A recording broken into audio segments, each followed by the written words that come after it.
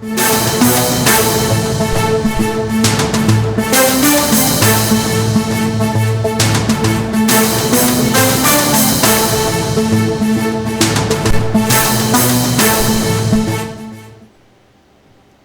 జిల్లా బి కొత్తకోట పట్టణంలో విషాదం చోటు చేసుకుంది. రాజ్ న్యూస్ ఆన్ స్క్రీన్ బ్రేకింగ్లో చూస్తున్నాం.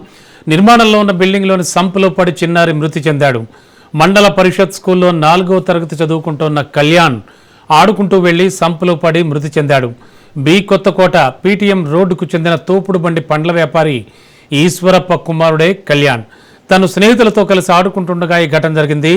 తోటి స్నేహితులు ఎంత వెతికినా కనబడకపోవడంతో తల్లిదండ్రులకు విషయం చెప్పారు. నిర్మాణంలో ఉన్న రూములో గమనించగా సంపులో విగత జీవిగా పడి ఉన్న చిన్నారిని బయటకు తీసి హుటాహుటిన స్థానిక ప్రభుత్వ ఆసుపత్రికి తరలించారు. అయితే అప్పటికే మృతి చెందినట్లు వైద్యులు తెలిపారు. తల్లిదండ్రులు, బంధుమిత్రులు కన్నీరు మున్నీరయ్యారు.